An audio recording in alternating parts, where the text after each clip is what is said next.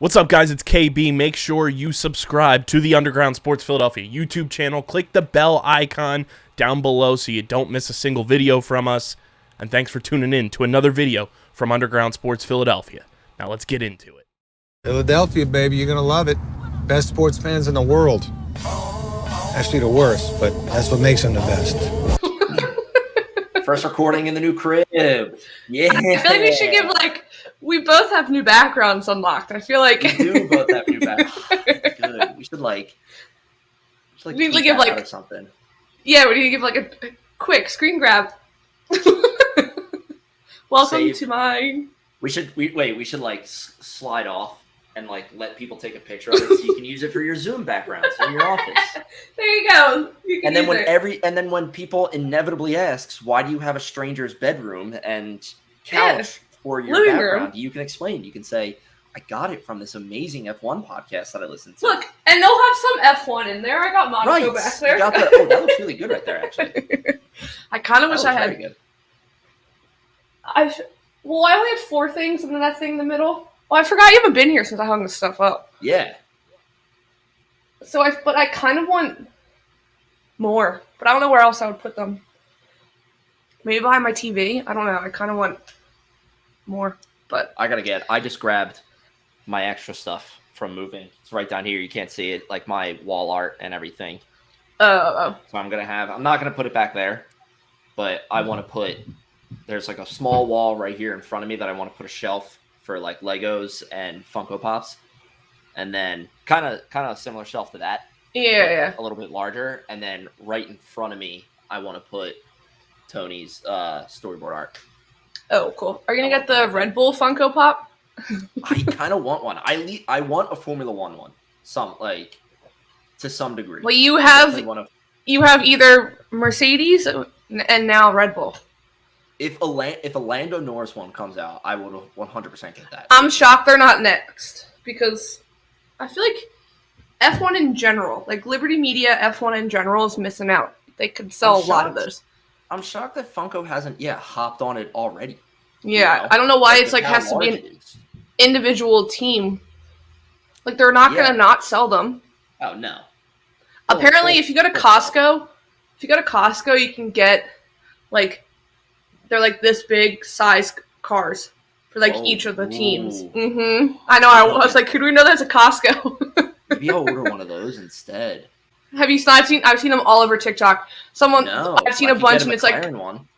Yeah, girls are like, I wonder why my boyfriend said he wanted to go food shopping with me today at Costco, and then he's in there and he's running over to the setup, and they have them all. Well, you can also get the 3-day tickets for what's That's it called? Right. You can get 3-day tickets. Coda.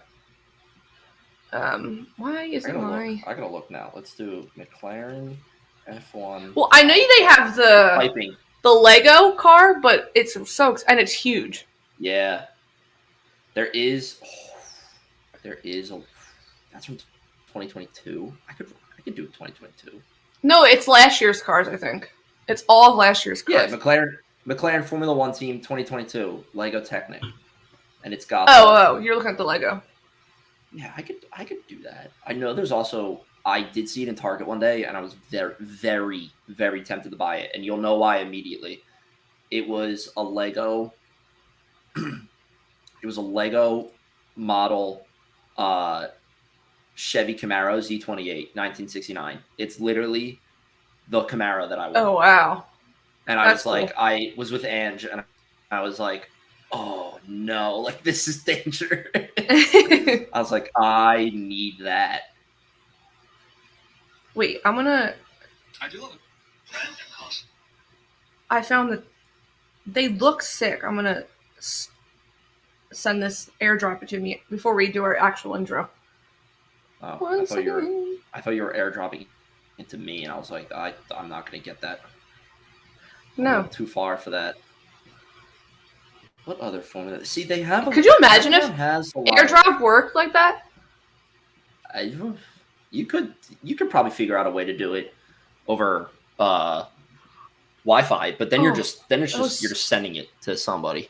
There's no difference between that and texting it. Yeah. Okay, so they have 3. So it looks like Red So there's Bull, Red Bull, Mercedes, Red and Bull. Ferrari. And That's Ferrari, I all Red think. Bull. Oh, they're literally. So if they have Mercedes right they there. have a whole car lineup. That's sick. I want So to. it's all the different years. That's cool. Yeah. That's let me go cool. back. I want that now. Who do we know that goes to Costco? I know somebody with a Costco membership. Is she in the other room? No, she's not in the other room. She Okay. is not here right now, which is good because I can get this first recording out of the way before she ever hears it or is sitting in the room for it.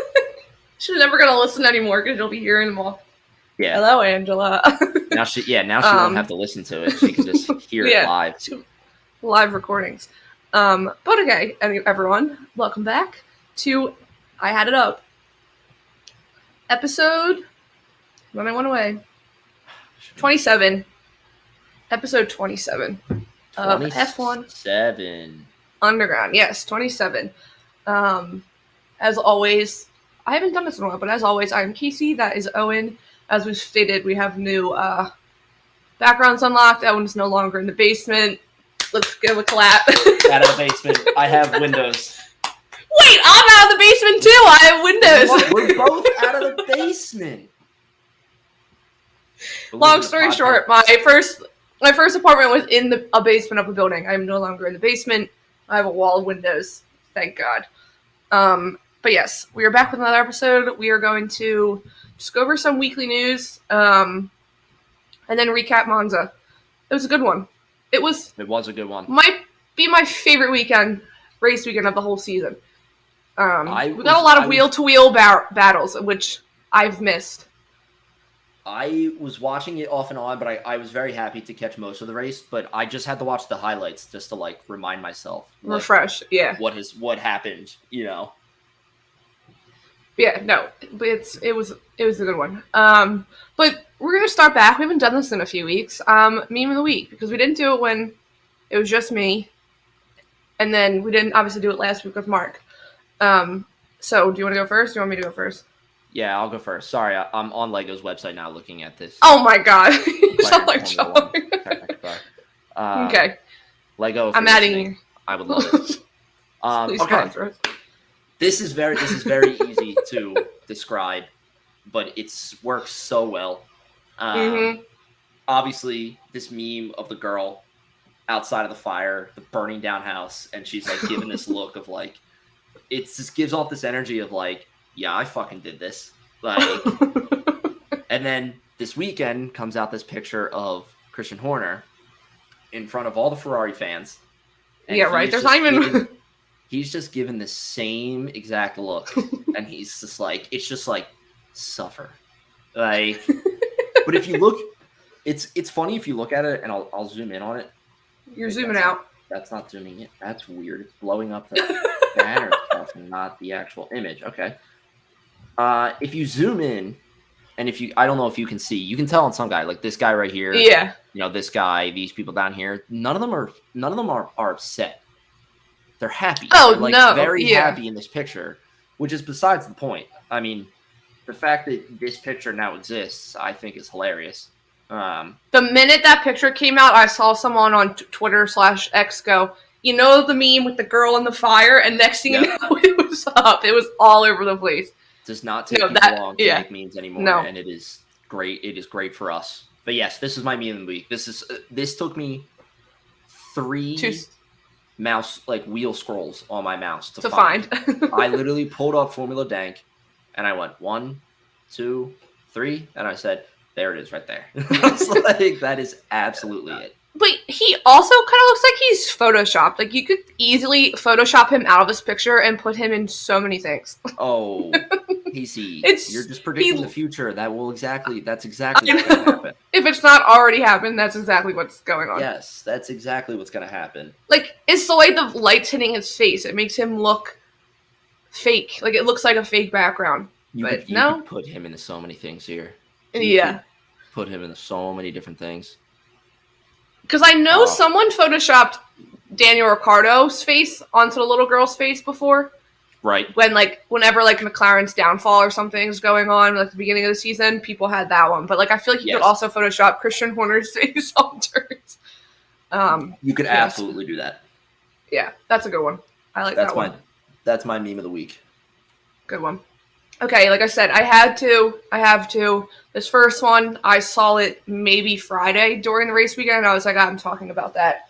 And then with the craziness of being a Charles Leclerc fan today, which we'll get into, very I have another meme.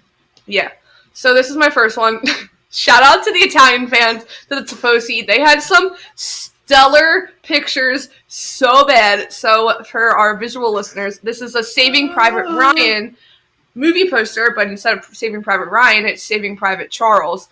That meme of the little kid crying, they photoshopped his face into the back. This is fantastic.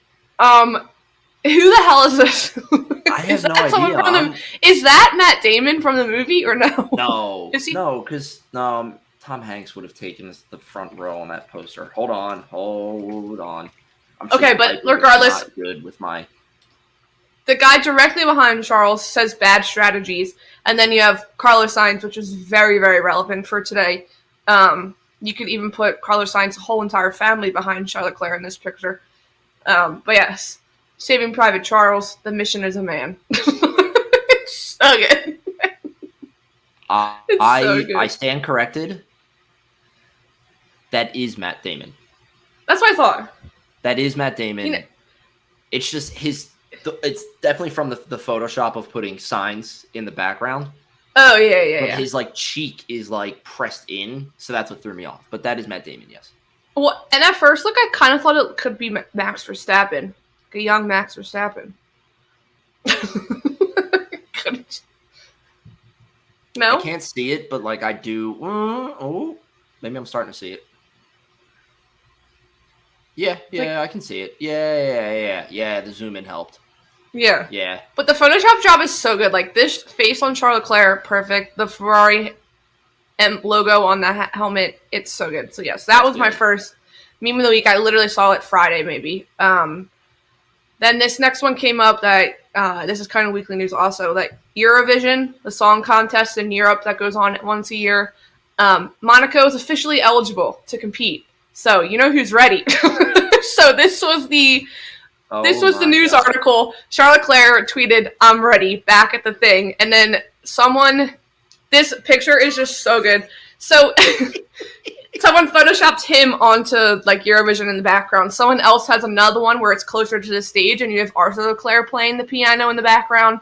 Oh my God. Yes, long story short, I think it was Sky Sports in Italy had Charles Leclerc give a tour of his garage this weekend. So there's a bunch of clips of him holding the Sky Sports microphone, and it looks like he's delivering the news. So this one just makes it look like he's actually singing. So yeah, that was today's edition of Meme of the Week. Charles Leclerc and Eurovision. Oh, that's he's gonna be on Eurovision. I also saw someone get Lewis Hamilton a Monaco citizenship so he can sing and Charles Leclerc can play the piano. That would be good. Yeah. You know what they should do? I'm just thinking of this now because we're talking about the driver singing. One of them should go on The Masked Singer. I could see it being Lewis because he can sing. I could see somebody doing that, going on The Masked Singer, and that. I think that would be a hard thing for people to guess. Just be the judges to guess. I've never watched a show, but I know they get clues to who it is. But I think it'd be hard for everyone except for Nicole Scherzinger, considering I think they were engaged at one point. But besides that, him and Lewis Hamilton was dating Nicole Scherzinger for a very long time. Oh, was he really? Yeah, I think when he was on McLaren or when he first moved to Mercedes. Yeah. Oh, I did not know that. Yes, so she might be good at getting the clues, but yeah, regardless. They definitely should. Someone should go on, yeah. And it should be we gotta go. Yuki Tsunoda. That's who should go on. That's who should go on. Could you imagine that sort of a mascot come walking out? No. That would be... Yuki. Oh, wait, I have another picture I wanted to show. Yuki could be on MasterChef or Hell's Kitchen. Hell's Kitchen with Gordon Ramsay. Why can't they make that happen? Yeah, Gordon Ramsay is Gordon Ramsay's literally in the paddock like every single weekend. He Like, is there a lot. Yeah. He's there all the time. Like, if you could have season tickets to an F1 race, I think Gordon Ramsay would have season tickets to an F1 race. Yeah. Oh, 100%. But yeah. Okay, one other thing. I don't know if you saw this, George Russell's radio from this weekend, which was iconic, to the fact that Charles Leclerc liked this tweet. So George Russell's race engineer, I'm totally blanking who it is, says, George suggests more management, turn six, and George Russell responds with, in the most British accent, I don't know if you can see, but I got a car right up my ass. That is so good. That's fantastic. That's such a good. I don't know. Such a good answer too. Mm-hmm. I don't know. Like, That's a I don't know Max if you can answer. tell. That is a Max answer. That's. I mean, like, come on, though. I mean, yes, your engineer's job is to sit there and say, hey, like, watch your tire management, do this, do that. Uh-huh. But yeah, that's a great answer. I applaud George for Yeah. that. And I forget who it was, but there literally was someone, like, right behind him. It was. Him and Checo were battling out at one point. Was that it? It might have been. When him It and might Checo have been were going that. back and forth? Yeah. Because It might have been then. They were battling Because for it was a while. Yeah, it was pretty early on. It was pretty early on. So yeah, that might have been. Sorry, I'm adding a link to the first topic. I forgot to add one. If you need Sorry. to open it. I would like to open it. It's not the one I pulled the news from, but it's the same thing. So, going into weekly news before we recap Monza. Fresh off of signing his new contract extension, I said Kevin Hulkenberg. I just combined them both together. Nico Hulkenberg was pulling a helmet Marco and basically said that he's very frustrated with the lack of development in the Haas, of how bad they suck and how this past weekend was not good for them. But apparently they were the only team that didn't have a Monza spec rear wing, which people were like, how do you, like, Monza's such a Really? specific track, especially with all the straights, to not have a rear wing designed for that. Yeah, people were like, how does Haas not have a rear wing? But besides that, yeah. So he basically said he was left very frustrated after the Italian Grand Prix, Right. saying that they're extremely bad. Yeah, the direct Well, I mean, quote of really bad is Yeah. not a good look at all. No, he didn't. That's like Nick. I feel like that's like Nick Castellanos. Like when he's saying those they suck, he's just like, yeah, we suck. Yeah, we're doing But yeah, I mean, obviously we all know how good Nico Hulkenberg's been at qualifying this season. But they were like nowhere to be seen, Haas, at all. Yeah, I don't remember anything from. Yeah, if you scroll down, so it says Hulkenberg qualified P13, but then Magnussen finished 17th. So Yeah, so they did Yeah. nothing. I like this quote though too, just to add more context to it. It says, "We're really bad compared to the competition." I'm reading it now. Hulkenberg told Sky Deutschland, "As soon as the tires aren't new, there is only one way, backwards." So it sounds like, I don't know if that a degradation problem? Like, are Yeah, your it's tires also- just falling apart too fast? It's also that Ferrari power engine. We know how bad they are. Ferrari power engine is for the Ferrari drivers and their tires. That's true, yeah. But I mean, if you're not managing your tires correctly, this is where it's like this is where I always play like both sides when it comes to this, and it's like, how much of this is Hulkenberg not being a fantastic driver, and how much of this is the tires, or like the car's engine, like you just said, stuff like that. Like what's the split there, Yeah. No, 'Cause what's to me, it's like, oh, as soon as the tires aren't new, there's only one way, backwards. And it's like, all right, so that to me says that the tires are falling apart way too fast. But then that raises the question of, okay, is the style of driving just too aggressive?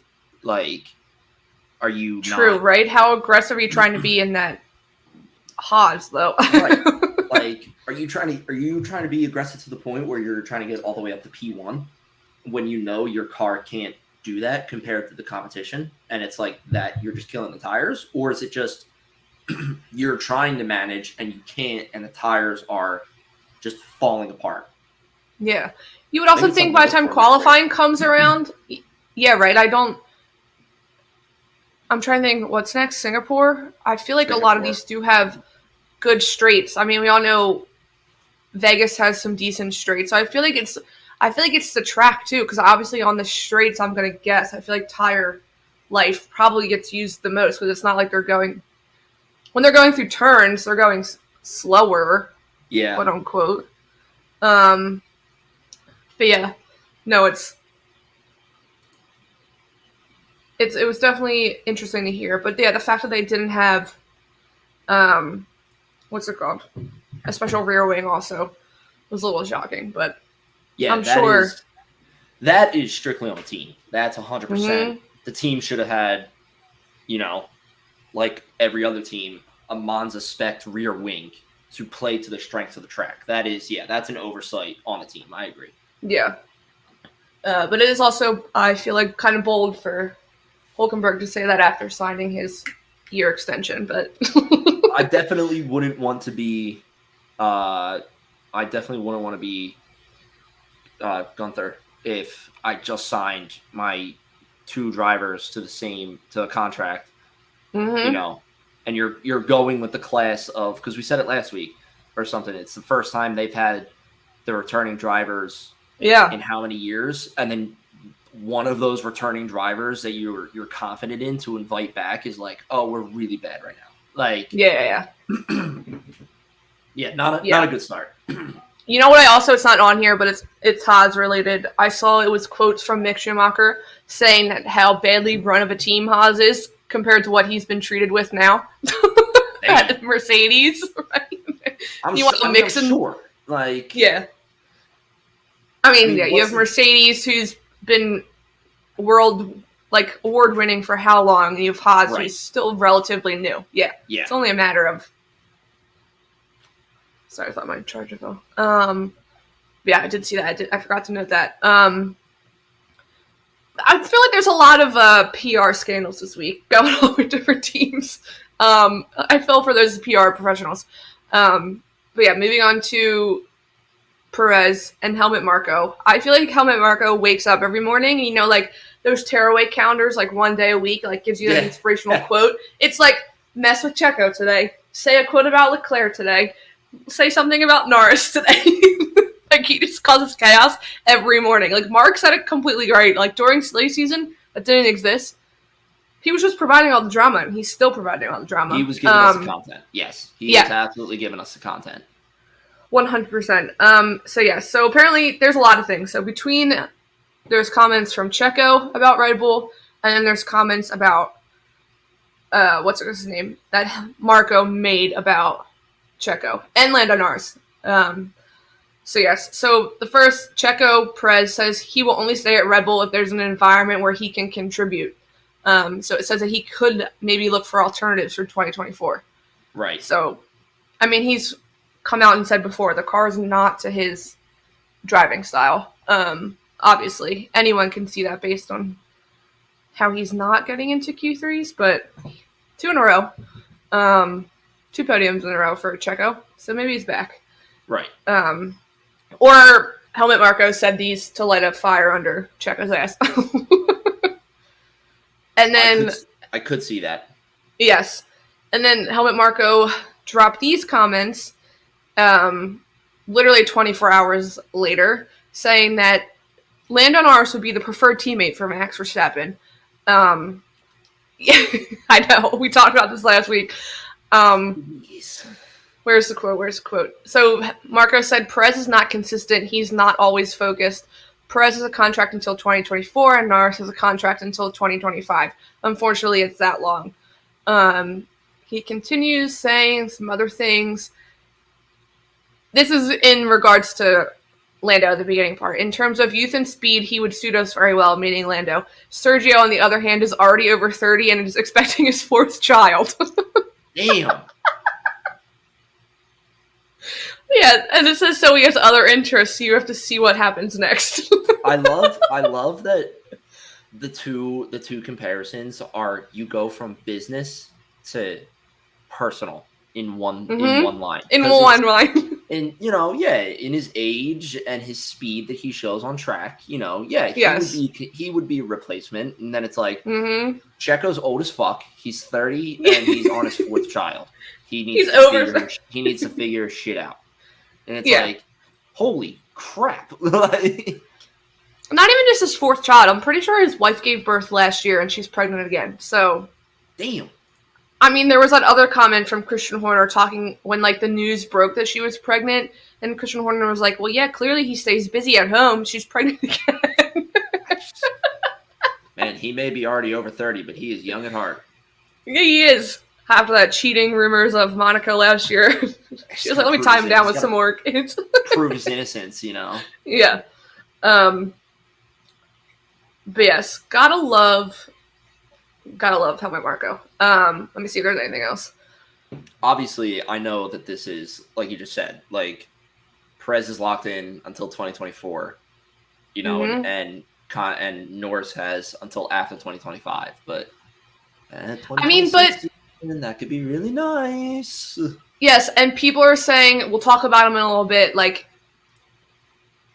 Daniel Ricciardo, if he can drive the rest of the season, you put him in Checo's seat for 2 years, Lando's contract ends, you bring Lando over. Like, how much prime does Daniel Ricciardo have left now that he also broke his arm, or broke his wrist? So, I could see that happening. They're using Daniel Ricciardo as a placeholder now. They just keep using him as a placeholder until Lando's ready. Yes, please. I'm sorry. I love Daniel Ricciardo. We both know that. But please, I want to see Lando Norris in the speed of that Red Bull. I want to see it happen. I'd be so good or bad. I would be so curious to see the results. I feel like it'd be good. I feel like it'd be good too, but like their dominance is it's Max Verstappen dominance right now, but I feel like if you have Max and Lando in a Red Bull, they're 1 and 2 almost every race. Oh yes, absolutely. The fight would be for third place every weekend. Yes. I mean, look at the way Lando drives now, so it would definitely be, I think, a good fit. That's if Zach Brown lets Lando go. Especially too, which Zach Brown would be an idiot to let him go. I'm just it's like Zach Brown would be an idiot to let it go. But if you could get that in there, and if you could get him in there, and then you have that like mentor role for Max for Lando, not only are you most likely securing yourself, 1-2s every race, almost every race, but you're having Max just teach a future Max. That's what you're doing. Yeah, right? Because we looked it up. Like, Lando's like a few years younger than him, so God forbid, Max he dismissed the Owen rumors that he made on his own, saying that he doesn't know what he would do after 2028 when his contract is up. So, like, by that point, Lando could move to first driver. Slide on in there, Lando. Please. And you bring up someone young. But yeah. No, that would be interesting if Lando Norris. Hold on, I'm turning my light on. I forgot it was on. Turn the light on. It's getting dark in there. Let it be. I mean, it's not, but I don't want it to get too late. The sun's like setting over there, so I will lose the light early. But yes, so there's also another comment from Helmut Marko today about Charles Leclerc. It's just nice to know that the F1 world is revolving around Charles Leclerc and Lando Norris right now, okay? I'm going to read this to you. Helmut Marko, in a chat with Formula Uno, revealed that he had tested the waters to bring the Monegasque to Red Bull. There were talks towards the end of May to see if there was a chance that he would leave Ferrari. The Austrian explained, Aston Martin also tried a move before us. They're looking for a top driver for when Alonso leaves the team. The pressure of the two top teams seemed to have induced Ferrari investor to speed up the process for the renewal of Leclerc. The contract extension of the Monegasque is therefore now at the top of the priorities of the Ferrari team principal. It's, I think, signed. Yeah. This last paragraph explains it all, and we'll get into it. we can't say the same for Carlos Sainz. All discussions with the Spaniard are currently, quote-unquote, on standby, and it seems that the number 55 did not take it well. So, Damn. we'll get back to that another time. Yeah. So, thanks. Shout out to you, Helmut Marko, for causing some drama in the F1 world. Helmut Marko get any indirectly caused Charles Leclerc's someone said to get signed quicker. Yes, and they were like, "Thank you." Obviously, it's the worst kept secret of this season. Like Hamilton being extended. We all know he's staying, but yeah, Helmut Marko basically just confirmed. We were wrong, by the way. We didn't talk about this. This came out after last week's recording. Yeah. Okay, we'll talk about this before we go to Daniel Ricciardo. Yes. So Mercedes is keeping their 1-2 driver pairing of Lewis Hamilton and George Russell. I really just drew a blank on both of their names for a second. It happens. It happens. But yes, they're staying. I was through shocked. 2025, did it say? 2025? I think it did. I know Lando. No, not Lando. Sorry. I know Lewis's did. I don't know. I think they're both the same. Did. But did we also get... We haven't gotten confirmation on Charles's contract, right? No, they didn't announce it. So we were wrong on that as well. Yes, okay. So George Russell is through 2025. And they didn't put the year for Mr. Lewis Hamilton. Oh, really?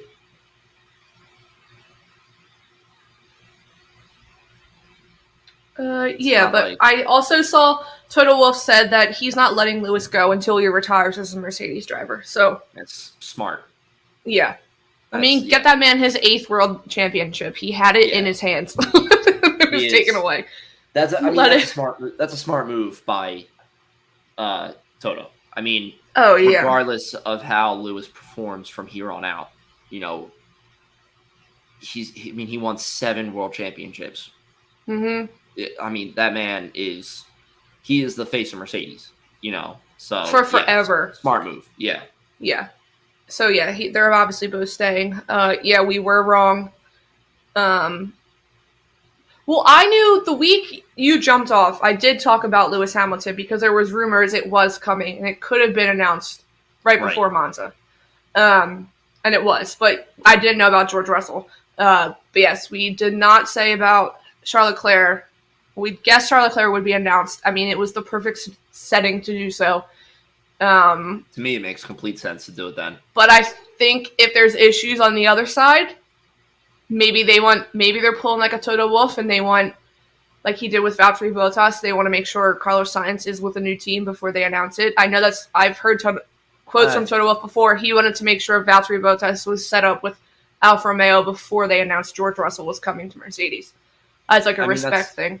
That's smart. Yeah. Yeah. You don't want to announce it that, hey, we got a driver coming in to replace this guy, and then you can imagine it kind of comes off as like when the reporters ask you like, oh, well, where's this guy go? And you're like, we don't know. Yeah. We don't know. You want to make sure all questions can be answered. But yeah, obviously Charles Leclerc has not been announced yet. But I'm pretty sure that thing's signed. It's just Carlos Sainz is holding it up a little bit. But we'll get into it because there's that's a whole segment of Carlos Sainz and his family. And then a quick update on Daniel Ricciardo before the race recap. So I have here that he was not going to be back for Singapore or Japan or Suzuka, but it was confirmed today that it looks like the earliest he could be back is Qatar. And this means we get Liam Lawson for 2 more races, which makes sense because Singapore and Suzuka are not easy. No. So give him as much time, especially if they want him in Red Bull. If he's really going to Red Bull, you want him. And it's AlphaTauri. It's not like he's driving for Red Bull now. It's not like AlphaTauri's fighting for 1 through 3 in the constructors. No. So it's okay. But yeah. So it's definitely a smarter decision to say to Ricciardo, like, hey, take your time. Like, you're good. Yeah. Which I really don't think Lance Stroll should have came back as fast based on how based on how Red Bull is handling Daniel Ricciardo's injury and AlphaTauri, I don't think, what's it called? I don't think Lance Stroll should have come back that fast, especially the fact that he broke both wrists. And then I forgot to add this because this literally happened right before I came home. You can expect the decision on Andretti's F1 bid pretty much soon. The FIA will be most likely approving it. It's just up in the air with F1 and Liberty Media. So there's that. Right. So that next team could be coming in with Andretti. But give me another, because Andretti is American, right? Yes. Oh, we're both doing the same thing. Yeah. Well, because I know he has an IndyCar team. American Italian. Okay. Oh, yeah, because so it used to be Andretti Autosport, but now they're rebranding to Andretti Global. Oh. So, which is making you think they're coming. But yes, give us another American team. Why don't you? But yes, moving on to Monza. It was not a rainy race weekend. That's from last race. I just saw that and I was like, it wasn't raining this weekend. What are we It's because I just about? copy and paste. I just copy or duplicate the Word doc every week. Yes, I guess we can just go by team. I don't really. That's how I've been breaking it up. We can run down the list except for Ferrari. Yeah. I think We can probably save them, last. friend. Yeah. Yeah. Because I feel like with each, I like breaking it down by each team because then we can just talk about like everything, qualifying and stuff instead of, So starting off with Red Bull, another historic weekend for Max Verstappen. His one is 10 in a row, the only driver to ever win 10 in a row. He was so chill about it. He was just eating candy during the press conference after the race. He did not care. No, I wonder. It's gotta be though. He definitely didn't care because this getting 10 isn't the finish line. Like he's thinking, I'm gonna get to the quick. He can win by Qatar, I think. 5, 6, 7, 8. Yeah, he's got 8 more races to win. So he's thinking, I'm gonna win 18 races in a row. Mm-hmm. That's when he'll give the emotion. This is just another stepstone to get there. That's it. And I think was the last time he lost Brazil, right? Yeah, because George won Brazil. I think that was the last time they lost. Max Verstappen did not finish P1 last year, Brazil, because we are officially. It's Azerbaijan when Checo won. Oh yeah, true. Yeah. True. Yeah, Azerbaijan. Oh, I meant Red Bull in general. Sorry, Red Bull hasn't lost since I think. Oh yes. Brazil of last year. Yes, when every George driver who finished P1 this year has been a Red Bull. Has been a Red Bull. Yes. Yeah, there's been no one else. Which I forgot to say, we are officially the European leg of F1 is over. The summer of European F1 is done. That's right. Yes. We move into some races that are either our time zone, an hour behind, 1:00 in the morning. So yeah, it's time. But yes. I can't believe that we only have 8 races left.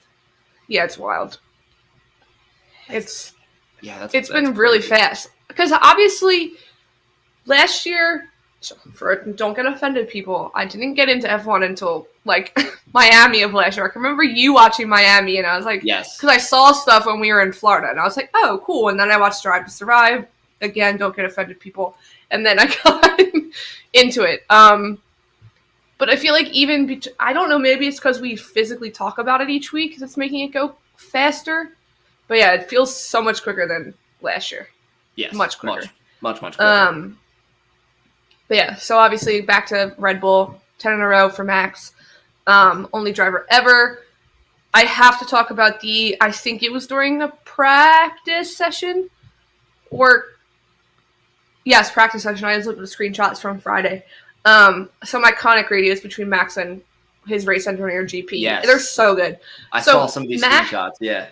Yes, so Max said, we're not going to try again because I had a shit read. And he comes back and says, it's not qualifying, Max. Max was trying to just go for the fastest lap of his entire life. Screwed it up, didn't have a good read. He wanted to go again. His race engineer saying, it's not qualifying, Max. So he does it again. He goes, his race engineer goes, "Did you learn anything?" Max responds with, "No, not really." They're literally an old married couple. I just found out, I saw too, that apparently Max went, during summer break, Max went with him and his family for like part of his vacation. Oh, so really? they get along. They just sound like they're bickering with each other all the radio. That's hilarious. That's such a good, like, sarcastic back and forth. To me, it feels like, and 100% what it is, like, they're looking to find entertainment in the races. Oh, now, yeah. because Max, like, let me give them something. yeah, because, like, don't get me wrong, I'm sure in the moment, you know, especially race moments and everything, like, engineer and Max are very entertained. You know, it's a very thrilling thing, regardless of, they pretty much know the outcome. But also at the same time, like, I'm sure there's, like, a part of them that's like, I'm just gonna fuck around with them just to, like, get a laugh, you know, make it fun, you know. No, it was With that. Did you learn anything? It was also the way that he said it. I think I put it. I said it just sounded like Max got like in trouble in school or something. Like, did you learn anything? Did you learn anything? No, not really. Huh? He also had a good radio moment during the race when he saw Carlos do something and he was like, "Ooh, that was naughty." Just on the radio. He's bored. He's so bored. He's literally bored. But the best part was he was behind Carlos still at that point. He was still dropping comments because he knew he was going to be in front of him. Yeah, you know, I mean, you're going to be in front of them eventually. Like, I was shocked it took him 15 laps to get in front of Carlos. I thought it was going to be in front of Carlos pretty quickly. But it took him 15 laps. Just let out the yawn, why don't you? I'm sorry. I don't do well when I sit down for long periods of time. Sorry. Okay. I need like a standing desk so I can stand while we. You'll be doing like squats. You'll be moving. Yeah. But yes. So yeah, he did not lead for the first 15 laps of the race. So that was surprising. I gotta give coming from credit there. You know. Yeah. Like, yeah, you knew in the back of your head a little bit, like, I'm gonna get past, like, at some point, but fought him off for 15 laps out of a 51 lap race. Like, that's pretty good. Like, yeah. No, it was pretty good. And then you had Perez, who did decently well this weekend. And he had a good battle with both Ferraris for a little bit. That was like the good chunk of the middle of the race before he finally got in front of. Yes. I think it was Carlos at the end before he finally got in front of him, which was exciting to watch. Yeah. But yeah, no, that was. Sorry, I'm looking for it up. Wait, I'm sorry. Going back to the Max and Carlos thing, that overtake was exciting to watch because they were wheel to wheel for a little bit. Yeah, they were. That was really fun to watch. Like, I really enjoyed seeing that overtake. It felt like Max had to work for it a little bit, which is like something we haven't felt in a long time. So it's like, cool. Like, this is great, you know. And I feel like once Max got ahead, also he didn't just take off. Like, I felt like he was there for a little bit. Yeah. Like, it took him a while to get to his normal gap when he was winning. But yeah, no, I'll give that to Carlos. I mean, I'll give it to the whole race. There's a lot of wheel-to-wheel battles between teammates, between other teams. We won't talk about that. Well, you can also talk about it with McLaren, too, because there was wheel-to-wheel with them, also. Oh, I thought that's what you were referring to. Oh no, them and Ferrari. Yeah. Charles Leclerc. But speaking of people also bored with the race, at the end, I still had it on F1 TV, but like their coverage, it was Will Buxton was interviewing. I like when Will Buxton does this after the races because it'll have a collective of drivers join in, and it's so funny. Yeah. So it was Lando Norris, Alex Albon, and then Charles Leclerc joined in at the end, and like they were asking him questions, and Lando goes, "Yeah, I saw your entire battle. I was watching the screens by the end of the race, like with Carlos." Yeah, so they all get bored while they're watching. It's not just Max. But yeah. That's good to know. Yeah, it's good to know. So when they're looking like they're maybe going over the curb a little bit, it's because they're distracted watching the... They're literally distracted driving. That's what they're doing. Illegal. They should all be arrested. They should all be arrested. Moving on. We'll skip Ferrari, as we said. We're skipping them. There's so much there. Mercedes. I don't think they're really anything crazy besides Hamilton's penalty on Oscar, which I just looked it up. So he was given the 5-second penalty after he made contact with Oscar Piastri during the race. But he, unlike Carlos Sainz, admitted after the race that the clash was his fault. And there is a video from Oscar's car. Hamilton's getting out of his and comes right over to Oscar Piastri and apologizes. So, oh, that's good. Yeah. That accident was 100% Hamilton's fault. I remember watching, and I can't remember who said it, one of the broadcasters, but they were watching a replay of the collision, and they said, like, that wasn't Oscar going to the left into, Hamilton. That was Hamilton going to the right into Oscar. And it was like, when you watch a replay with, like, that in context, you were like, oh, yeah. Like, yeah. I mean, Oscar had front wing damage, on the side of his, on the front left of his wing. But he came back. He had a good recovery because I think they changed it. I'm pretty sure that you have to change it because, like, carrying on with that causes more danger and slowness than stopping and So he finished 12th, Oscar Piastri. So that's not bad. Good. No. For front wing damage, that was not bad. It definitely did.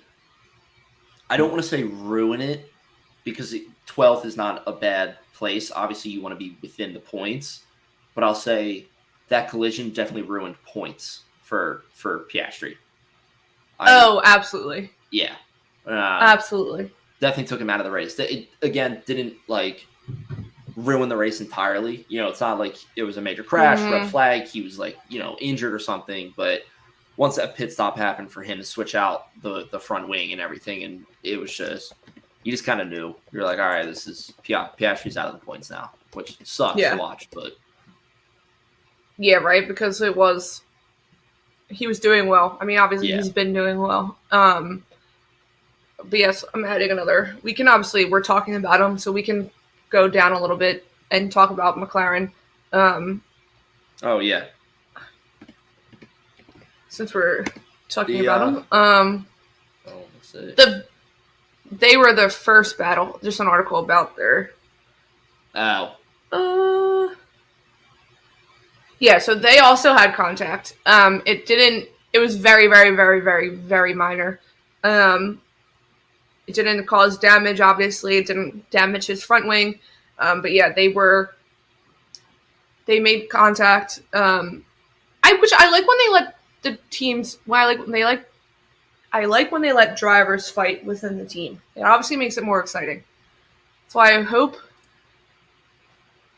We were just frozen there for a second. That's why I was very confused. Sorry. No, you're good. You are a little glitchy. What happened to your? Now you're back. Oh, I'm on Wi-Fi now instead of hardwired into the internet. Hardwired. It's a little bit slower. But. Yeah. So this is Norris's quote after he explained, "We have to respect each other and give each other space. The accident was just an unfortunate accident." But meanwhile, from his team, the team principal, Stella said that whoever said it was unacceptable, or he said it was unacceptable, and there must be no contact in the future. So obviously, clearly, if they both got retired in the race, it would have been a bigger issue. But they didn't retire. It was minor. I agree with that. Who made the comment from within the team? Stella, their team principal. Oh, yeah. Like, I 100% agree with, absolutely. Like, contact between teammates should never happen. Absolutely. Yeah. But, I think there was nothing, malicious behind it or anything. It's not like we've been reading articles for the past weeks where it's like... That they hate each other, relationships, between Norris and Piastri are deteriorating or, they're unfriendly with each other. No, we've never seen anything like that. So, this is definitely much easier to swallow as like it happened, we both kind of fucked up, it's not going to happen again, move on, I did like though that yesterday, I don't know if you saw the pictures, they went karting with Zach Brown, and I was like, Zach Brown's like, you're going to get along, you're going to smile, you're going to sob, you're going to figure the differences out. I don't think, based on like the interactions I've seen in the videos, they seem like they genuinely get along, that they enjoy each other. I mean, Lando has said it before, he's the big brother now in this situation. He's no longer with Daniel Ricciardo or Carlos Sainz, who he was a little brother. So I do think it was a first incident. So let's give him a warning. It's gonna happen. Yeah. Again, of course, you don't want to see it happen. You're definitely, as a team principal, going to be like, listen, this shit can't happen again. But it's one of those things where it's like the team principal says, don't do this again. And both Piastri and Norris are going to look at her and be like, all right, we're sorry. It was a genuine mistake. And she'd be like, I believe, all right, I believe you. And like, walk away. And if you notice, I did put the clip in the highlight video I made. They were going into a turn when they made contact. So the turns are always small to begin with. So it wasn't like they were going down the main straight, Charles Leclerc. When he locks up behind Carlos Sainz. What? Calling him out. I love it. I know. You gotta call him out every once in a while, but we'll get back to them. But yes, moving on. We talked about Mercedes. Alpine. I mean, qualifying was not good. They were both out at the beginning of I didn't even know Esteban was out of the race. Okay, I wanted to ask if you even noticed he was out of the race. When did that happen? You just realized now that he was out of the race? Yes. When did that happen? Yeah, hold on. I remember watching it. Obviously, we all saw Yuki get out of the race. It was before. That was. And the next thing, yes, and then you're like watching, and then all of a sudden I'm like, I look away and I look back, and I was like, Esteban Ocon's been in the pits for a really long time, and I was like, he's still in the pit lane, and I was like, he's not coming back. Yeah, so he pulled in with 12 laps to go. That's when he retired. Okay, so they didn't even mention it. They didn't even show that in the recap too, because the recap I made it up to lap 47, and I had to stop watching it. Yeah, no, they didn't even mention it. They didn't even say you just saw his name drop down on the leaderboard, but they didn't even mention none of the commentators talked about it. I even had the post-race show on. They weren't talking about it. I was like, what the hell happened? So So I looked it up. Give us oh hey, by the way, Esteban Ocon the pits, never came back out. So he was running 15th at that point when he pulled in. So it said, what's this? That's the 5th retirement for him this season, which that doesn't seem like it, but I guess he's retired 5 times. I guess, yeah. Really? Yeah. So they knew, this article says that Monza was expected to be a struggle for them, since they don't have a good engine power, which makes sense why they did well in Monaco. And where did Gasly just end up? Because the tracks were Zandvoort. The tracks are so small, I guess makes sense. There's more turns. Yeah. So, Esteban Ocon told the media after, for safety reasons, he had his steering was locking into corners, and we didn't want the steering to lock completely. So it was just safer to retire the car and not have more issues. That ended our weekend, which had been a tough one. So I think he was having issues with the whole entire race. But yeah, he just retired. Wow. Okay, yeah. that is news to me. I remember looking at social media after, and people were like, "Wait, Esteban Ocon retired early from the race?" They're like, was I even watching the race?" Yeah, I had no clue. I went back and I was like, maybe I just wasn't paying attention, and I was like, no, they didn't mention it once. No, on the screen, not once. Yeah, not once at all. Wow. Mm-hmm. Legit no mention. I hope Esteban knows that.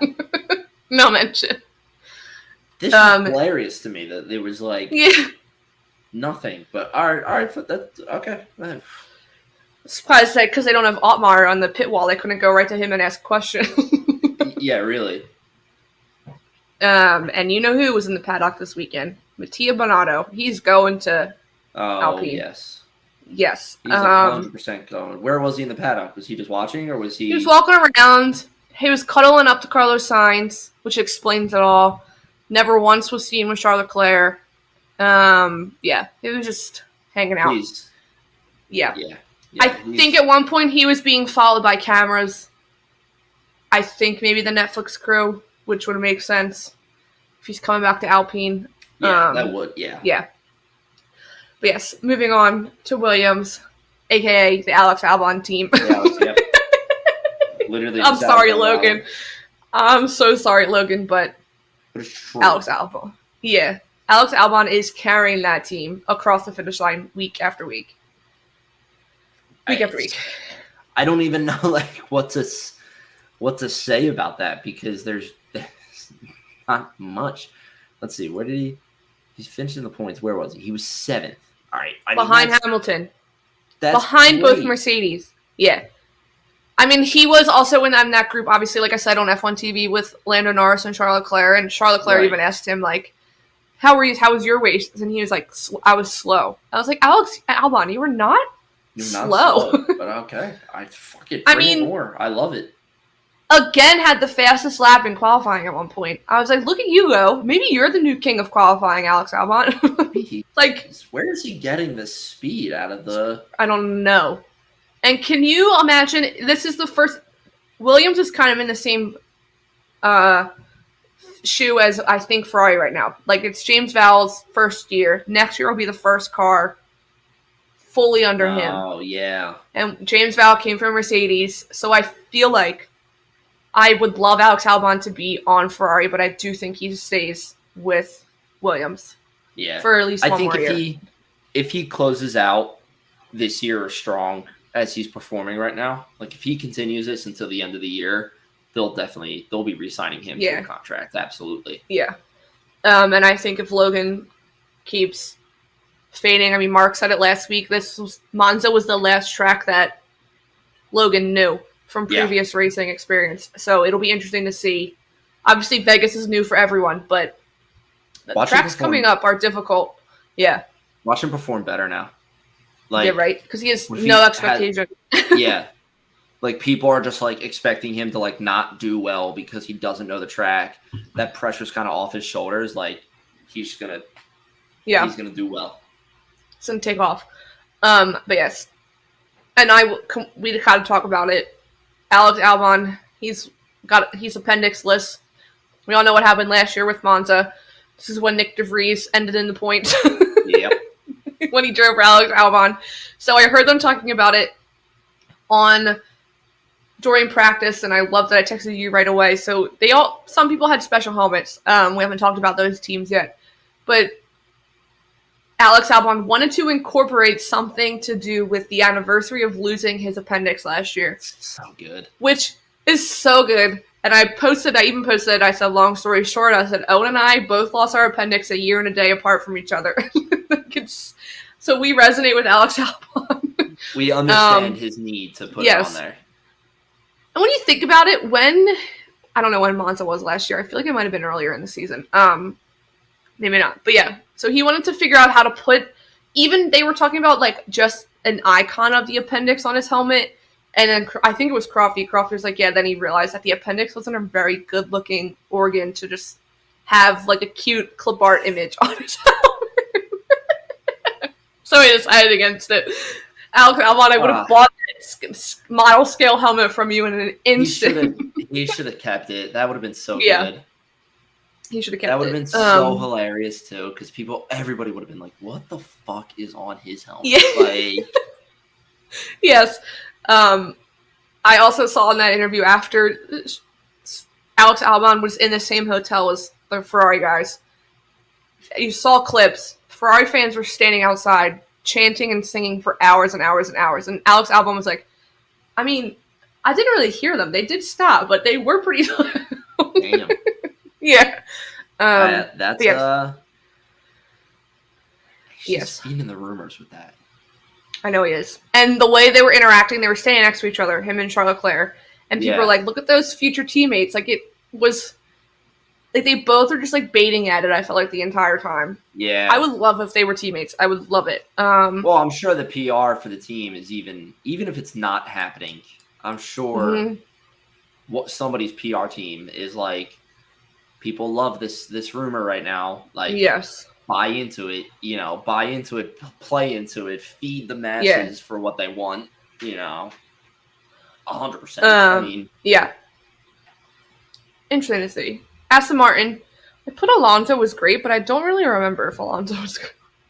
Alonso finished Behind Lando Norris. So he wasn't behind Alex Albon. So he wasn't amazing, but he he was wasn't. ninth. Yeah. Yeah. And then you had, I feel like the big story was Lance Stroll.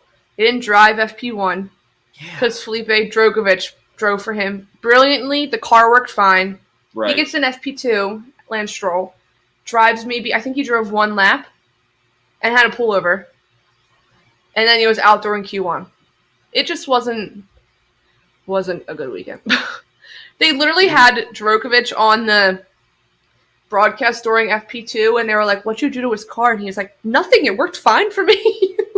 I mean, he literally even not only was he out Q1, he was the slowest. He was the slowest out of the 20 drivers in Q1. Yeah, he was the slowest. He ended P20. That is. Yeah, he was. It was not good. Maybe he really should go play tennis. God, this has got to be such a tough position for his dad, Mr. Stroll. You know, Strolovich. Mr. Strolovich. Yes, sorry, forgetting. I promised I would call him that. Yeah, because I mean, at what point do you stop?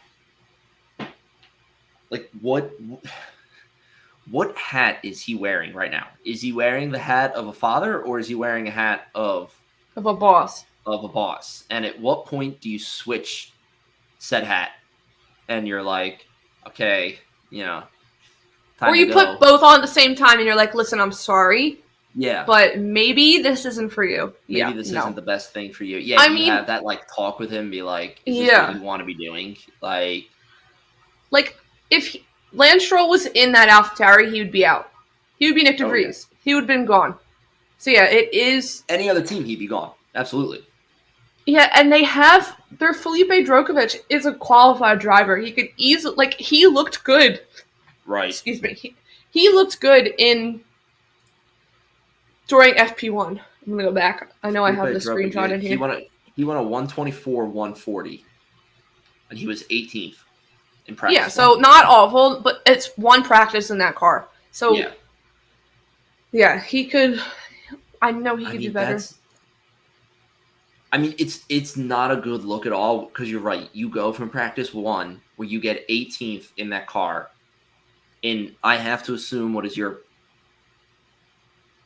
inside number 5 times driving that car. One of your first 5 times driving that car, to practice 2. Where there's no time posted and you only did 2 laps. Yeah, and the driver that drives the car every weekend.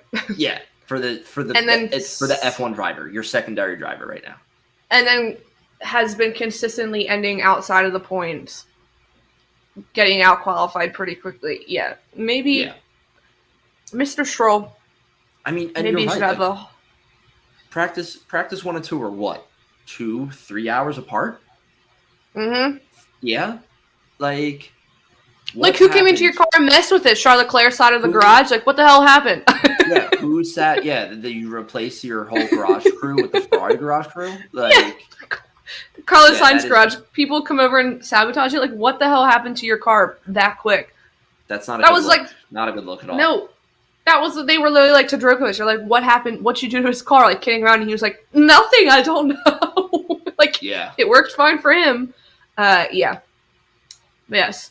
Moving on to AlphaTauri, who doesn't get. Oh well, first of all, Aston Martin has officially been overtaken by Ferrari in the constructors' standings. Oh, so really? There's that.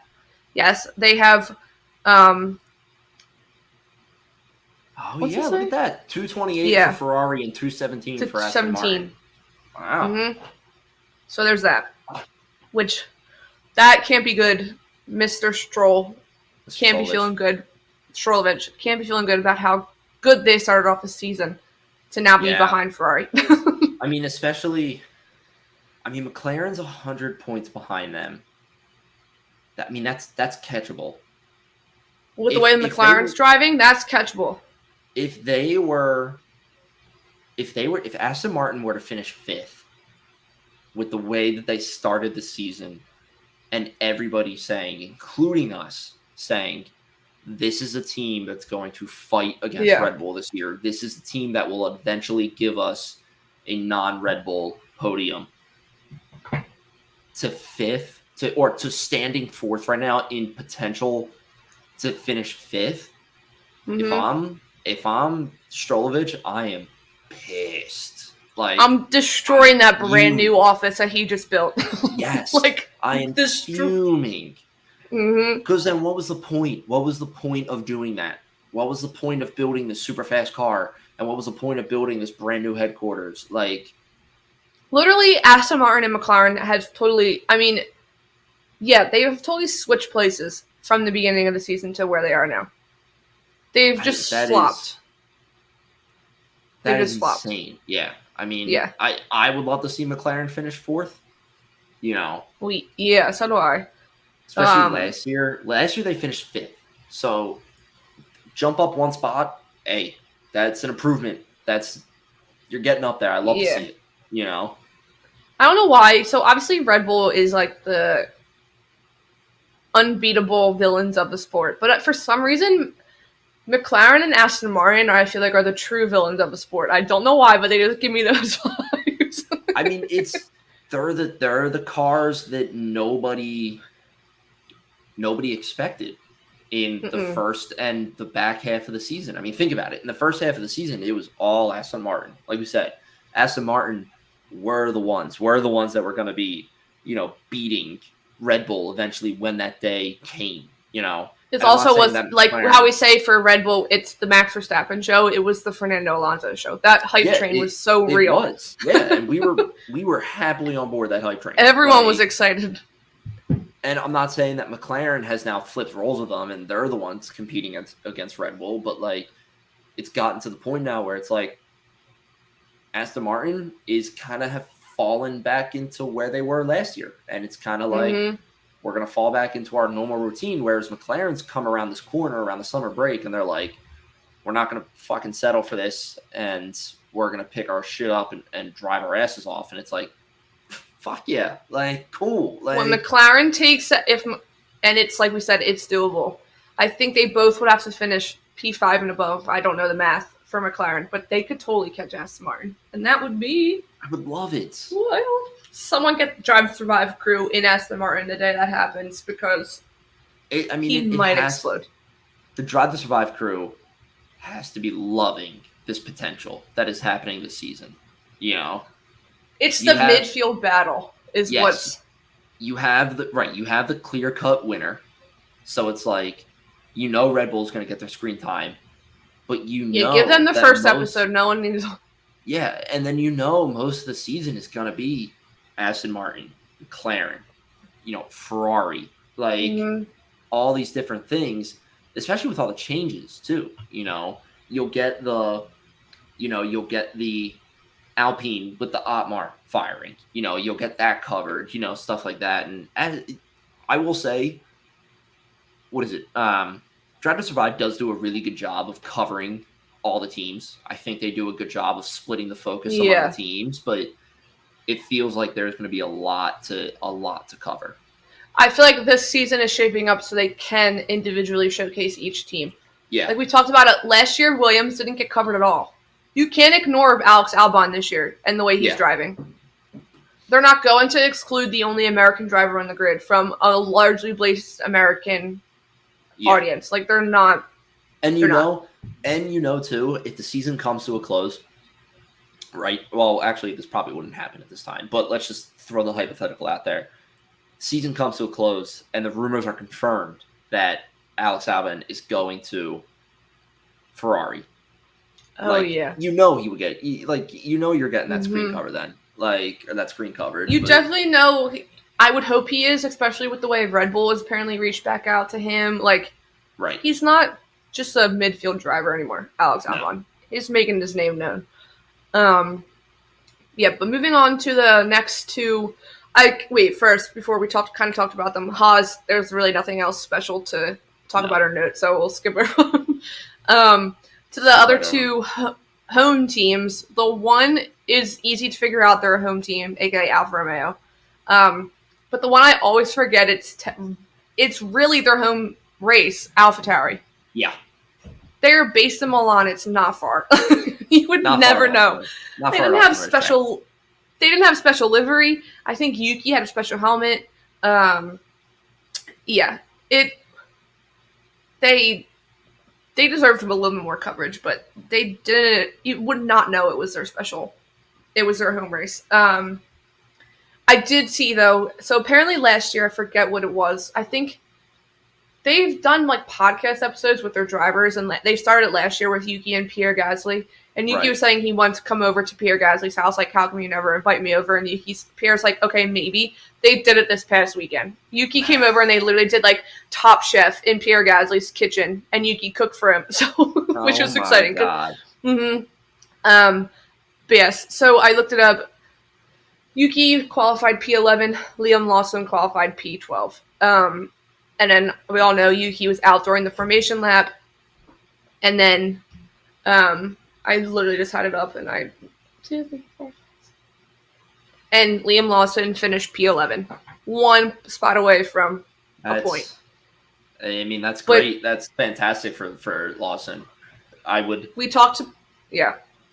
just saying, I would love to see.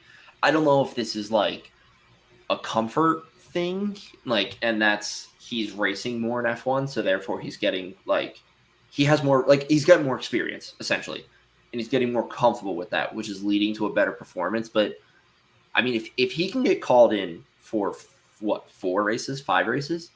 How many races he's had now? 2, and I think he's going to do 2 more. 2, yeah. So you get called in for 4 races, and if you score points within those 4 races, those being your first 4 Formula One races ever, you did your job. Like far exceeded what people thought you were going to do. You know, like, and I would love to see that for him. You know. And we talked about how good he was going to do with more than a night to prepare. And the fact that he had a full week to prepare, it's just like how much better he's going to get week after week. Yeah. With more time to prepare. As he gets used to the car, it will be. That's also why I think Daniel Ricciardo was just a placeholder. You can't ignore his performance in these 4 races, assuming he does well, Liam Lawson, in the next 2. Yeah. To not have him as an F1 driver next year. That can't happen. It'd be hard. Yeah, it'd be very hard to ignore him. Yeah. Yeah. But yeah. Obviously, yeah, the formation lap thing, and then there was like this delay. The cars were just sitting on the track. They didn't know what was going on. The drivers didn't know what was going on.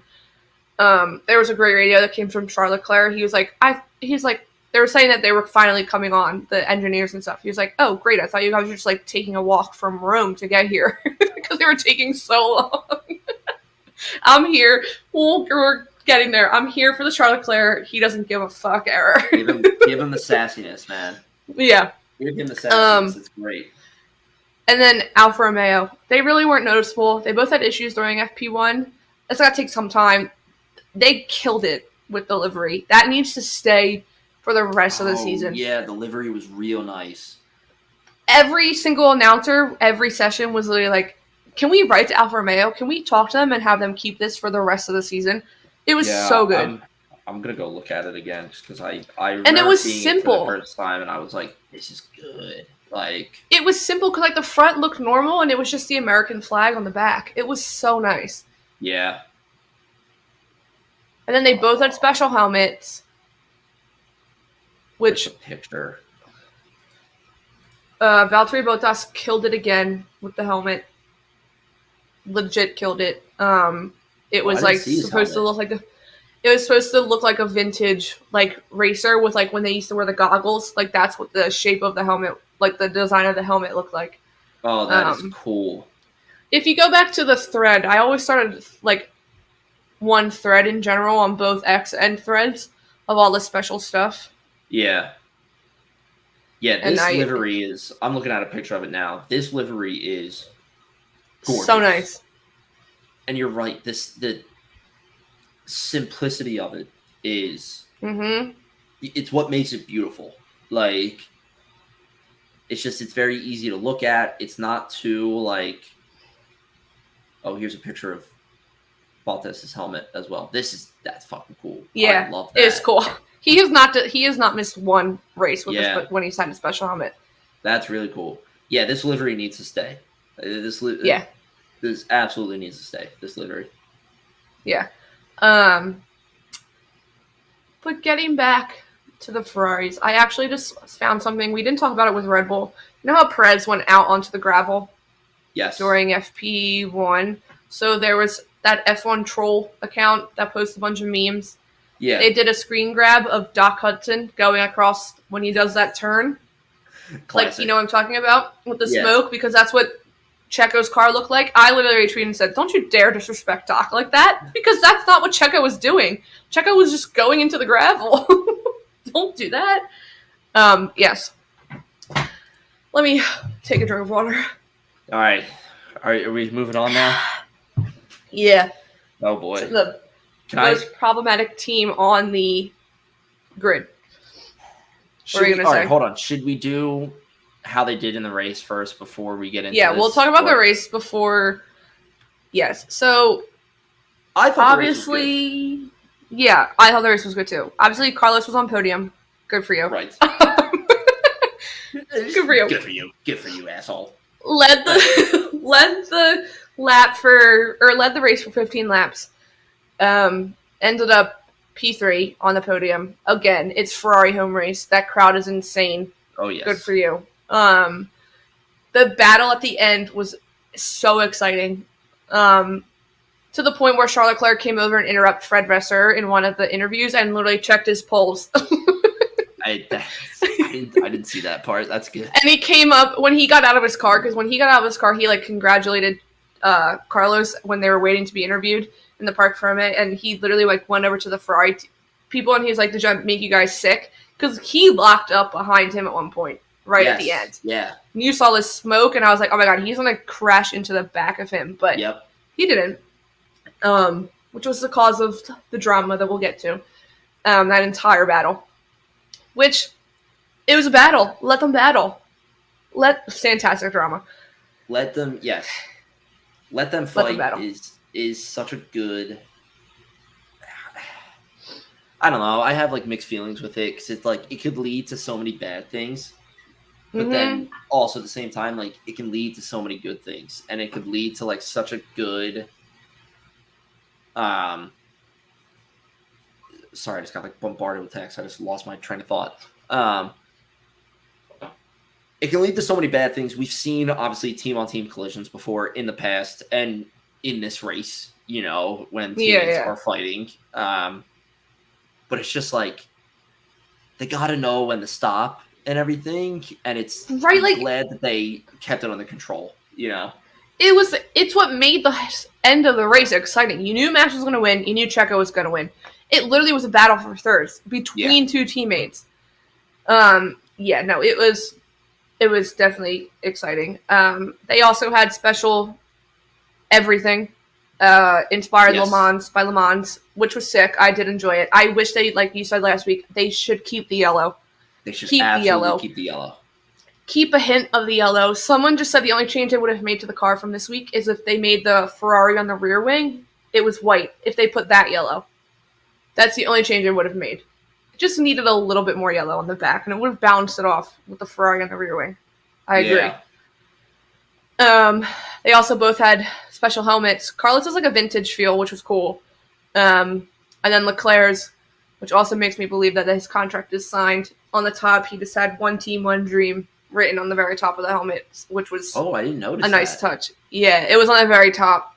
It was black on the very top with the Italian flag stripes going down, and then in red, white, and green, I think it said "One Team, One Dream." Cool. Yeah. So yeah, great battle. Carlos is actually officially back ahead of Charles in the standings. Really? Yes, not by much, but yes. The Tifosi love for Charles Leclerc is inspirational. They love him. They are in love with him. They had an event at Ray-Ban the day before Media Day on Wednesday. It was 12 people deep. And there's this clip that came out. The Italians were chanting like about Leclerc winning the championship and bringing it back. And the person videotaping it like zooms in on Leclerc and he starts singing with them, like doing the chant. And I was like, Of course he does. He's so that's what also I'm like, okay, yeah, this man is not going anywhere. He's so loved by the Tifosis, and he loves them right back. Oh yes, like absolutely. People kept posting pictures and are like, he is the ultimate Ferrari fan. He's obviously the racer, but he's also like a number one fan. Like I feel like when you think of, like I'm gonna use him, like I feel like Bryson Stott right now, he is a Phillies player, but he's also a Phillies fan. Like it just absolutely, yes, that's a great comparison. Yes, just makes sense. Like he loves where he's at and wants to stay where he's at. He's appreciated now with the right team principal. But yeah, they literally were singing outside of his hotel window. People were literally putting pictures next to him because a fan from down below, like it was like a balcony, like came out and did like, he was like a royal like princess, like did this wave, and someone's like, he's so Princess Diana right now, it's not even funny. Yes. Of course. Yeah, so they love him and he loves them back. Yeah, I wanted to comment on that before we got to the drama. Anything else you want to add about their race or no? No, this is, we kind of touched on it, but like this is another livery that needs to stay. The yellow on it just makes it that much more unique that it's like, it's like if you took a dial and you were like just like spinning it and spinning it and spinning it, where you would at right now, you'd be like, stop, don't turn it anymore. Yeah. Like, don't touch it, leave it right where it is. It's such a good, the splash of yellow, and I look so good, and I 100% agree. I would have just taken that Ferrari that's written on the back wing, like you just said, and made it yellow. And that would have been the like last dial turn to the next notch that I would have done. And just take that Photoshop paint bucket and fill in those letters. It's so good. That's all I really have to say. I mean, I didn't think they were gonna outdo last year's because I was obsessed with the yellow race suits from last year and the black fireproofs. The race suits were a little much, but like the team merch, the special team merch, again. Grew on me as the weekend went on. Like I was looking at the hats again. Yeah, it's so good. I mean, how can you not love that? Like. It's just because when you think of Ferrari, you think of the yellow and you think of the red. You think, exactly. Like, those are the colors that Ferrari is known for. And it's like, I love the little touch right there. I love that this number on the back is yellow too. Like, wait, is Leclerc's yellow? The number on the back? Yeah, it is. Good. Sometimes they're different colors. There's the Ferrari right there. You can kind of see a little bit better on Charles's car. Like, that right there, you make that yellow, boom, chef's kiss, perfect. Like, yeah, no changes needed. That's the car right there. You know, yeah, that's fantastic. That's what you need. Yeah, that's all I'm gonna keep. Say they outdid themselves with that. Also, shout out to the Ferrari movie coming out. You dropped that trailer at a perfect time. I know it was a Venice Film Festival, and I know you had that pride that the race calendar looked up, but that was perfect time to drop that. But that looks great. That movie. Good. It looks really good. Go see that. Yeah. I also saw a clip that both Ferrari drivers were filmed with the Apex crew this weekend. So if there's driver cameos in the Tom Cruise movie, I'm going to see that movie 100%. All right. I'm not missing it. I know. But okay, going to the drama. So I have some things to back up before the drama. Carlos Sainz had a weekend, man. It was a Charles Leclerc style weekend. It was his birthday on Friday, gets pole, ends up on the podium. All hell breaks loose. Someone posted these stats. So this is the start of lap 16 to start of lap 20. Right. Because there's a lot of things saying that they could have had a 2-3 finish on the podium, Ferrari. Okay. It was easily right there for them, and they quote-unquote screwed over Leclerc again in favor of Carlos Sainz. So this is about Carlos Sainz. 2.7 seconds lost in those 4 laps, Carlos Sainz. They could have made it so it could have taken Perez longer to catch up to the Ferrari, therefore creating an offset in the battle with Perez. So they're saying in those seconds lost in those 4 laps, the battle would have literally been Perez and the 2 Ferraris for a decent amount of time. There. Yeah. Maybe waiting for Perez to make a mistake, whatever. This is one part of the tweet. It says, am I not understanding something here? Did the Ferrari pit wall throw away a potential 2-3? So if you look at the stats, they easily could have had a 2-3. Right. Then, pretty sure Carlos Sainz stepped off the podium.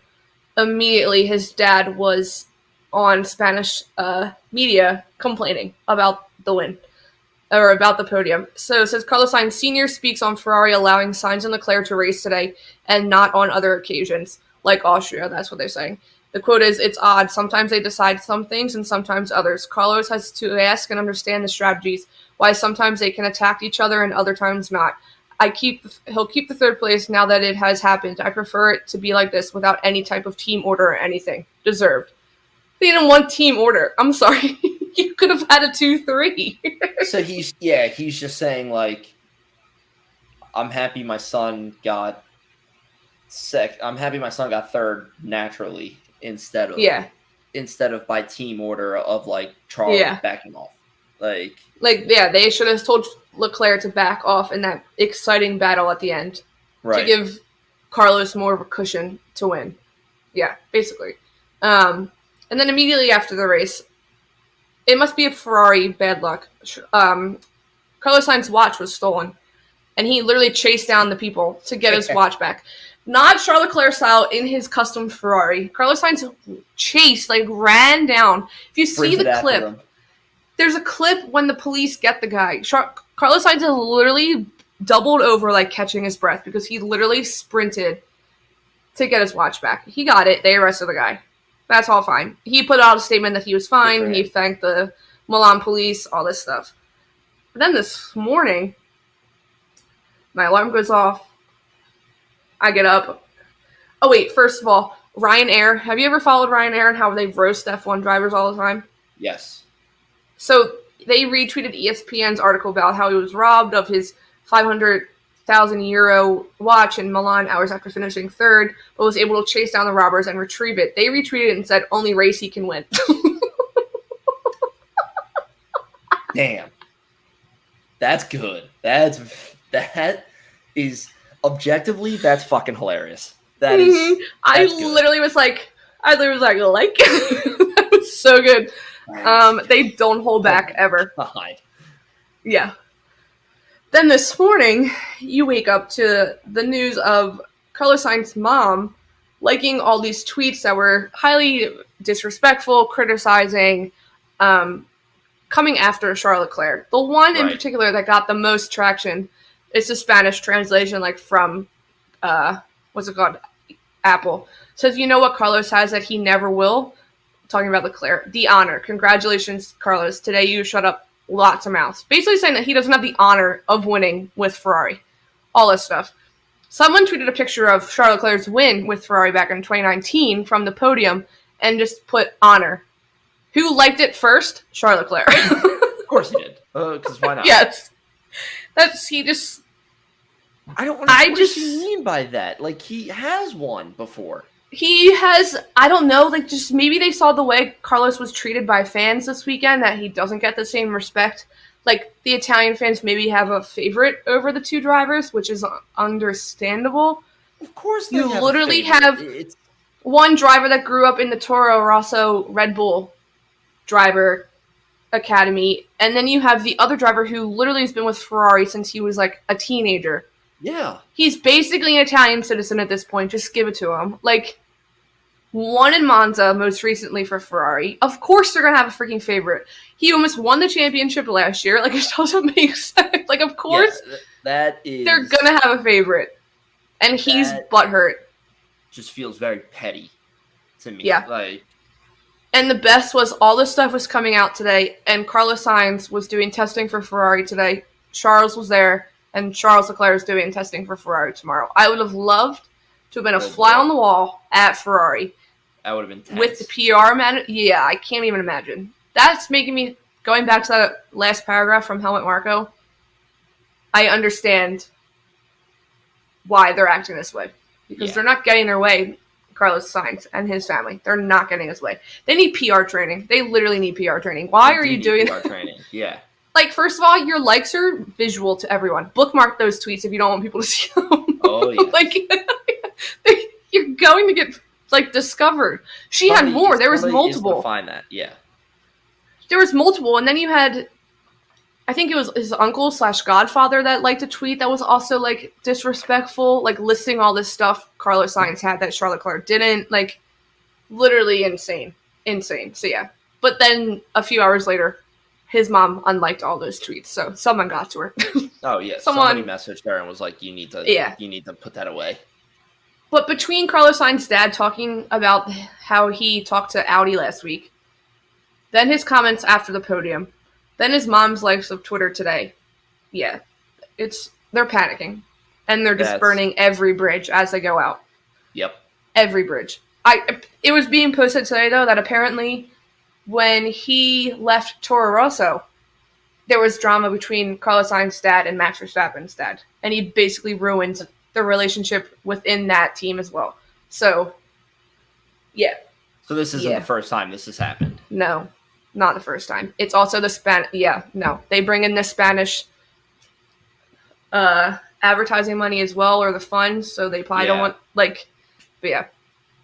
Alex Albon, can you come please Charlotte Leclerc's teammate, please? Come. That is bad. I won't campaign against you like I do Carlos Sainz every week. That's a bad look for the Sainz family. Like, rein your parents in, Carlos. Rein them in. Rein them in. But yeah. Yeah, I'm happy we ended on them because... Well, that's our post-silly season content that we... Literally, Carlos Sainz's parents said, you didn't get silly season? Here you go. Yeah, really. He said, you won... season, we're just going to piss everybody off right now. Like, that's what you're getting instead. Ruin our chances of our son signing a new contract with Ferrari, and we'll go from there. Because if you had any hope he was re-signing with Ferrari, I'm sorry, it's either gone or it's very small now. Yeah. Very, very small now. That string is close to breaking, but yes. So let's see what we wake up to tomorrow. Yeah, really, it's not me going for this one. But yes, anything else you want to add? Nope, no race this weekend. It's kind of sad, but yeah, but we got our episode next week will be about Singapore, and then they're stuck with you for race posts on every social media. It's gonna be great. And then I'll be back. I'll stay up for the 1 a.m. race in Japan. It's okay. I could probably stay up for that one. That's what you'd mentioned this before. That's a 1 a.m. into Sunday, right? Yes, it's like Australia. Yeah, I could do that. I could stay up for that. Australia was Saturday into Sunday at 1 a.m. Because that's what Vegas is also. I mean, I'm not missing Vegas. I could stay up for that, yeah. Okay. So yes, we will be back next week. We'll preview Singapore. I'm sure there'll be some more silly season weekly news. I'm sure. We'll think of something else. We haven't done history with Owen in a while. No, we have not. I just thought of that today when I was reading over the notes for this. I was like, we haven't done a history with Owen in a while, so I figured if we didn't have Mark on last week, Monza was probably a good one to do history with because of Italy and Ferrari and all that stuff. But that's true. But I'm sure we can think of something for Singapore. So, we'll be back next week. You want to close us off? I need to put my hair back on. I'm sweating. I will close us out. All right. Thank you for listening tonight. From our newly recorded Not in the Basement podcast. We're both on the pitch black legit rooms now. If you enjoyed this episode or other episodes, please give us a follow at Underground F1 on Instagram and Threads. We are currently at 239 followers on Threads, which is fantastic. And on Twitter /X, we are at Underground_F1. like Casey mentioned, Casey usually rocks the social media. She loves doing that stuff. I definitely slack with it. I should be doing more with it. But you'll be stuck with me next week for the race and the race reactions. So please Have fun. reach out to us on that method if you want to. We would love to hear from you guys. Any message we put out, feel free to comment on. Feel free to shoot us any ideas, anything you want us to talk about. Also, feel free to do the same thing by shooting us an email. Our email is undergroundf1pod@gmail.com. I think I said this last week. I'm going to sound even more like a broken record. Casey and I have that both on our phones. We monitor that all day, every day. So if you send us an email, we will 100% answer it.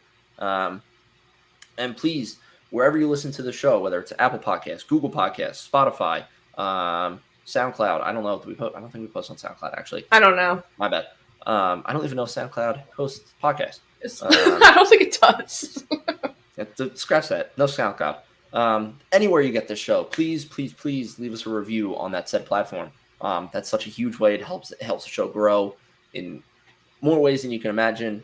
Puts our name out there, gets us on the charts. More people discover the show. We can do bigger and better things with the show. It's going to be a blast.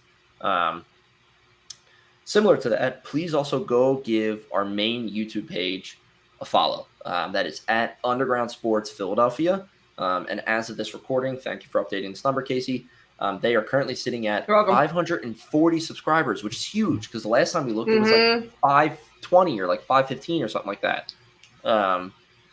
So that's a huge increase in numbers, which is fantastic. We love to see that. And we're currently working to get to 600 as soon as possible. That's when a lot of fun stuff will unlock for us on YouTube. We can do so much more live streams, more videos, higher quality videos, stuff like that. But yeah, we're really hoping to get to that number as quickly as we can. But please go give them a follow. Again, it's Underground Sports Philadelphia. There's also full video episodes of this show and all of our other shows on our network on that platform. So something for everyone. Something for everyone, yes. So that is all. We will hopefully have a peaceful sleeping night and no Carlos Sainz and Charles Leclerc drama. I wake up some more tomorrow. Yeah, now Carlos Sainz's godparents are going to get on the act now. They're just going to pop in everyone. on it. But yeah, that is all. We will talk to you next week before Singapore. See ya. Bye, Formulino.